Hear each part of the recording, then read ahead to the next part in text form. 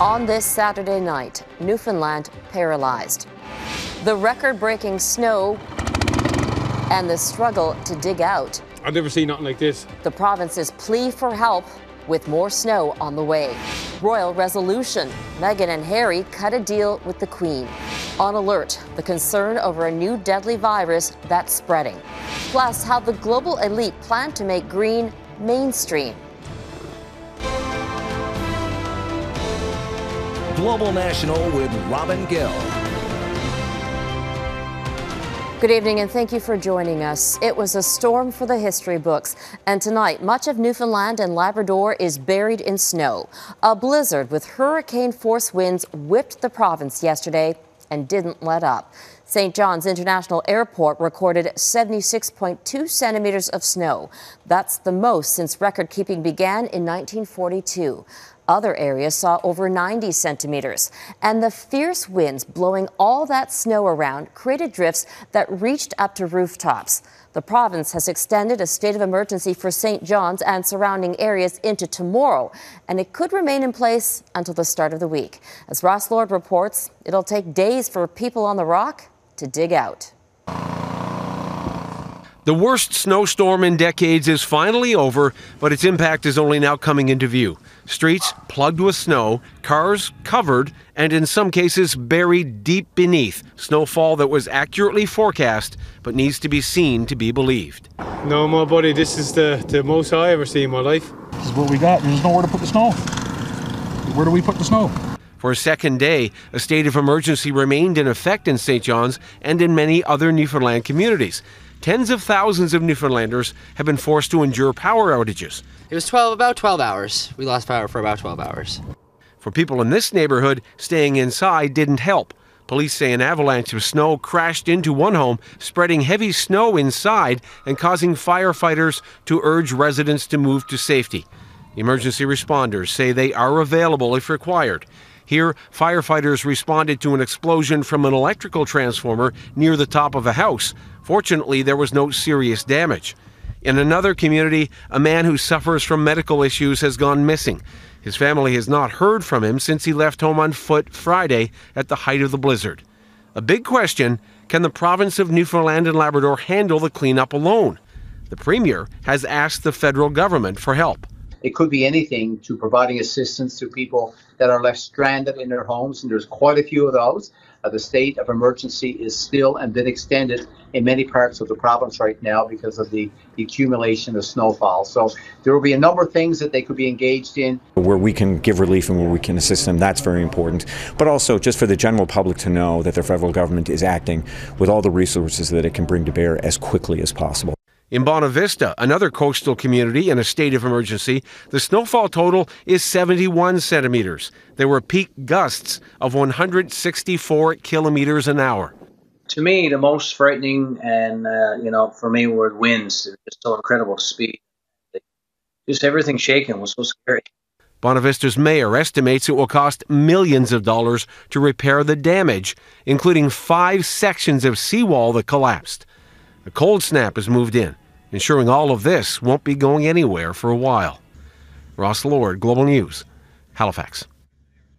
For more on the record-breaking snowstorm and when Newfoundlanders can expect to see some relief, let's bring in Global's Mike Arsenault. Mike?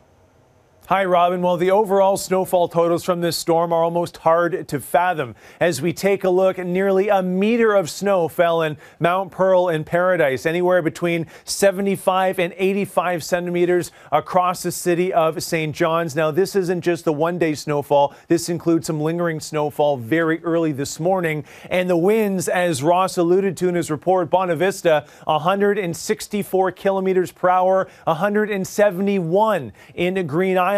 Cape Pine, 146 kilometer per hour wind gusts. So it was really a hurricane trapped in a blizzard. These were the conditions that people across Newfoundland were dealing with. It is quiet right now. Lots of sunshine, cold temperatures as people try to dig out, but more active weather is on the way. Sunny skies, clear skies for today, but this storm bringing snow right now and this evening into Ontario and into Quebec will become a Sunday story in the Maritimes, and then another 10 to 15 centimeters reported portions of Newfoundland. Environment Canada has issued a special weather statement, so still lots of active weather for eastern Canada to come. Mike Arsenault in the Global News Weather Center. Thanks, Mike. And for more on the storm, including some of the incredible photos and videos, head to our website, globalnews.ca/globalnational. And the storm system Mike mentioned is already causing problems in Toronto. Drivers are dealing with potentially dangerous conditions. They're being warned visibility could change suddenly because of heavy blowing snow. More than 200 accidents have already been reported in the GTA. Today's storm is expected to be the most significant snowfall to hit the region since November. That powerful storm is also hammering the U.S. tonight. Tens of millions of Americans are under a winter storm warning. Heavy snow and freezing rain are causing treacherous travel conditions from the Midwest to the Northeast. More than 1,000 flights have been canceled, and it's chaos on the roads. Jennifer Johnson reports. A massive winter storm plowing across the U.S. Millions of people put under blizzard warnings as whiteout conditions make traveling hazardous from the plains to the Midwest. This dramatic video from a crash in Iowa, a pickup truck narrowly missing a delivery truck driver whose vehicle had slid off the highway. Police say if you have to be on the road, take precautions. Turn on your hazards, let other drivers know that you're having an issue. Heavy snow is being blamed on a deadly avalanche Friday at the Alpine Meadows Ski Resort in California, killing 34-year-old Cole Comstock. Skiers are still heading to the slopes, but being careful. Usually it's only when there's tons of new snow and you're trying to be out there while that's coming down and building up, and I try to avoid being out there when that's happening. In Minnesota, first the snow, now freezing rain. Crews working around the clock to keep the Minneapolis-St. Paul Airport open. We have bunk beds. They eat at the airport. They sleep at the airport so that we can make sure that they're available to plow those runways. In Chicago, the storm has caused hundreds of flights to be canceled. Kansas City, too. Its airport forced to shut down runways because of a dangerous snow-ice mix. This Delta flight slid off the tarmac. Fortunately, no one was injured. Some football fans trying to fly to Missouri are taking no chances, skipping the skies and hitting the road for an 8-hour drive to get to the Titans-Chiefs AFC Championship game by Sunday. Just hoping there's no wrecks so we can get there in a timely manner. It's worth it for this team. Big fans, so got to do it. More snow and sleet are predicted from Chicago to Buffalo to parts of New England as this monster storm moves north. Snow was predicted for the Washington, D.C. area, but only small amounts of freezing rain are expected. The Mid-Atlantic dodging this event, still waiting for its first big snowstorm of the winter. Robin? Jennifer Johnson in Washington. There's developing news coming from Buckingham Palace. The Duke and Duchess of Sussex will stop using their Royal Highness titles and won't receive public funds for royal duties. That's part of a deal Meghan and Harry just struck with the Queen. 10 days ago, the couple blindsided the royal family when they said they wanted to carve out new roles for themselves and were stepping back as senior royals to become financially independent. Crystal Goomansingh joins us from London with the latest developments in this family rift. Crystal. Robin, this really is a bombshell announcement from the palace. The plan to become regular folks is done, at least for the most part. Now, the term His and Her Royal Highness will no longer be applied to Harry and Meghan. However, it's worth noting that they're not being stripped of that title.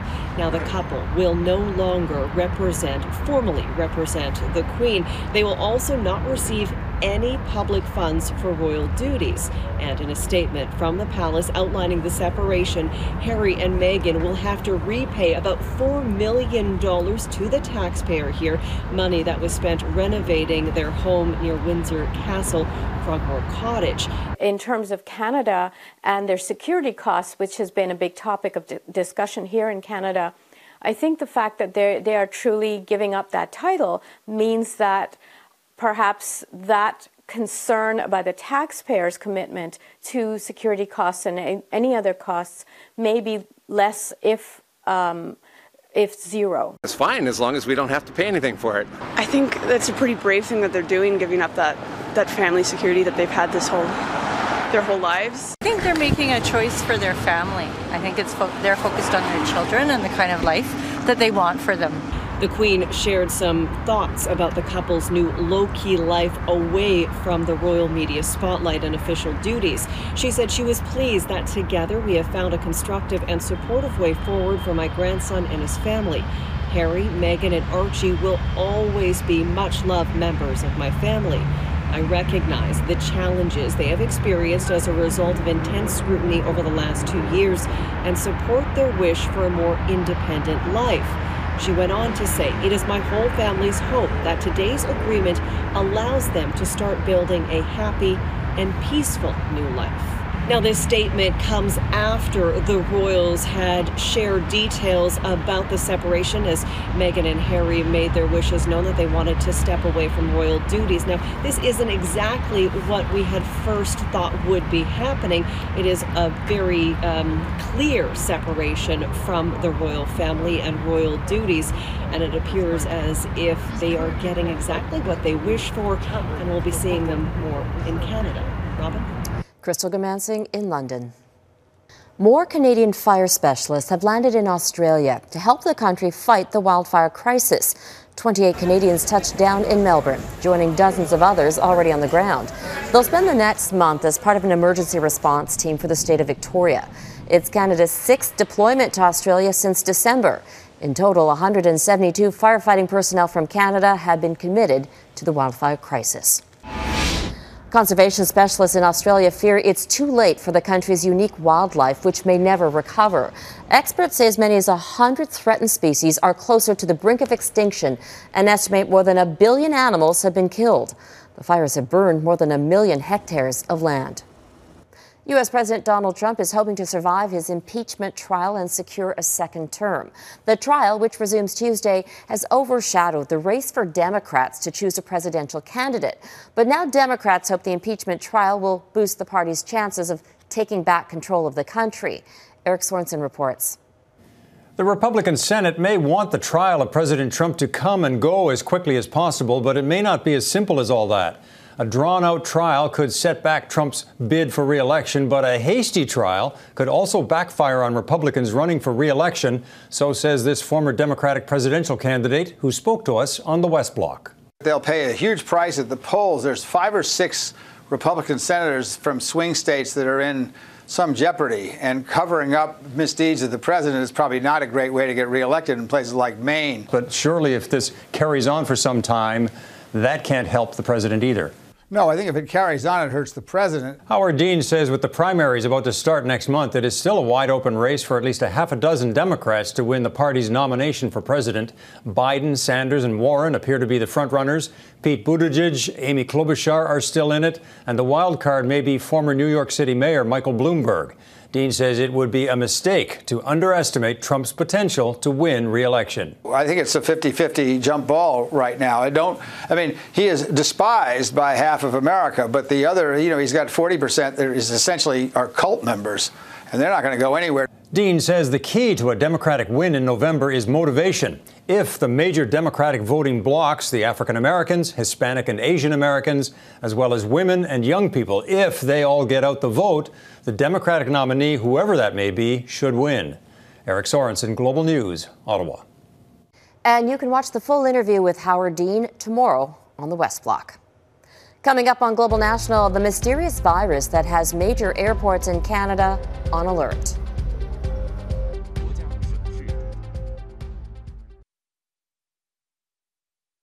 A mysterious respiratory illness with similarities to SARS has healthcare workers around the world, including here in Canada, on alert. At least 45 people have contracted the virus, believed to be connected to animals at a market in central China. There's growing concern human-to-human transmission may be possible, and that's prompted 3 major airports in Canada, Toronto, Vancouver, and Montreal, to take precautionary measures. Reggie Cecchini reports.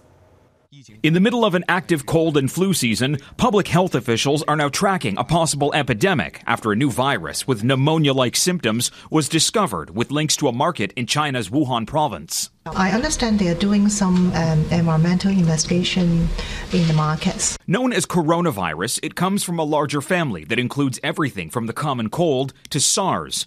This strain wasn't detected until early January when a person was hospitalized with suspected influenza. It's really important in this case to understand what the route of exposure was, what the actual identity of the animal is at least 3 patients who had traveled from central China have been hospitalized in both Thailand and Japan. 2 are not believed to have been at the market. Investigators must now determine if the illness is spreading through Wuhan, but they don't have a clear picture. this isn't a time for panic, but it is a time for people to be alert. In the meantime, the Chinese government has ordered the suspected market closed and is being given credit by the World Health Organization for its quick action. Chinese authorities also shared the complete genomic sequence with WHO and with the public.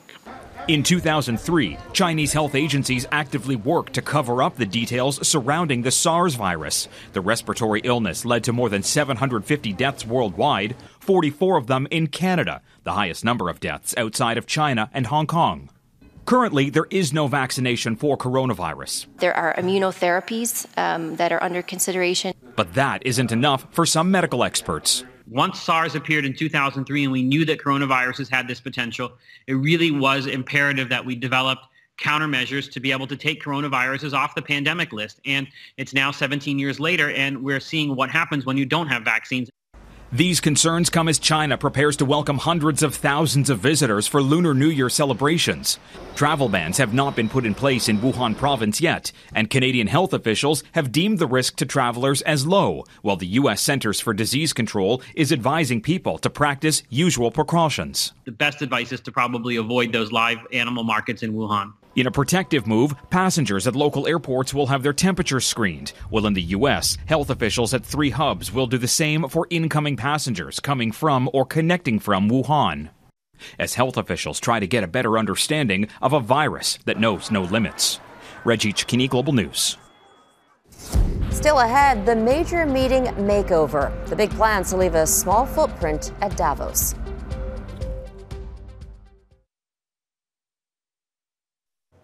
The Davos World Economic Forum kicks off Monday. The meeting brings together about 1,700 business leaders and 58 heads of state. The event is often criticized as a networking party for the world's elite. But this year's focus isn't exclusively about business. As Mike Armstrong explains, the goal is to make green mainstream. There is a sensitivity as some of the richest and most powerful men and women in the world prepare to descend on Davos. Every year, critics bash the event for the hundreds of private planes, limos, and luxury. While perhaps recognizing the event is part of the problem, Davos is trying to be more green. Close to 90% of the vehicles are going to be electric, local foods and non-meat protein meals will be offered, and carbon offsets are being bought to make the event carbon neutral. The forum's founder says the goal is to make green investment mainstream because it has to be. The world is in a state of emergency, and the window to act is closing fast. The World Economic Forum knows climate is an issue. It released a survey this week, a poll of 750 experts and decision makers asking about the biggest risks the world faces. The top 5 answers were all related to climate change and the environment. Davos's head of climate initiatives says whether it's wildfires, floods, or hurricanes, people are seeing what it means. Maybe a few years ago when people were talking about the impacts of climate change, that was one thing, it was a theory. But I think what we're now seeing is the actual kind of reality of what it means. Davos 2020 is going to push companies to go carbon neutral, and some are making the move already. Canada's Maple Leaf Foods announced in November it was carbon neutral, while tech giant Microsoft made this announcement Thursday. Today we are making the commitment that by 2030, Microsoft will be carbon negative. What do we want? Now, going carbon neutral isn't necessarily easy. German engineering giant Siemens promised to be carbon neutral by 2030, but it's under fire from environmentalists this week over one of its contracts. The company's doing work for a coal mine in Australia. This protester calls the coal contract a scandal and the company hypocritical. I shouldn't be up here. The Davos Forum will have a returning face. Swedish activist Greta Thunberg has been invited back for a second year. She says she'll be urging world leaders to abandon the fossil fuel economy. Mike Armstrong, Global News. It's a landmark day for a BC First Nation that's been fighting to stop the development of a contentious ski resort. Land that was once planned for the Jumbo Glacier Ski Resort in southeastern BC is being handed over to the Ktunaxa First Nation today. The Ktunaxa will be given $21 million from Ottawa and private foundations to manage the land as an Indigenous protected area. The agreement brings to an end a decades-long fight that went all the way to the Supreme Court. The Ktunaxa consider the land to be sacred and argued construction would drive away the grizzly bear spirit, a principal figure of their religious beliefs. Up next, Ottawa celebrates a half-century of a winter tradition.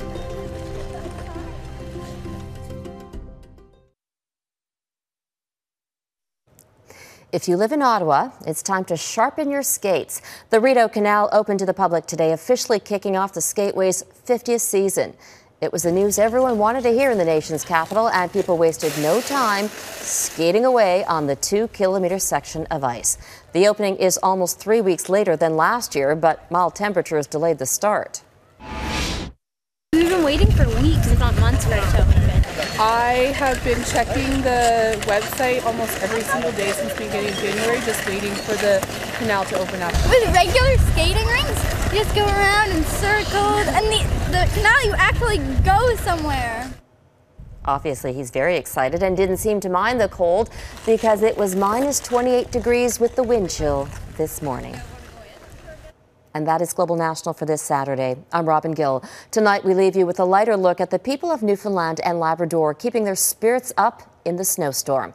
From skiers hitting the slopes on the streets of St. John's to battening down the hatches with their storm chips. It's a Twitter trend in every East Coast storm as Atlantic Canadians stockpile their favorite chips during storms. As you can see from these shelves, it's something they take very seriously. And there was even an ode to one of the local meteorologists who provided up-to-date information on the blizzard.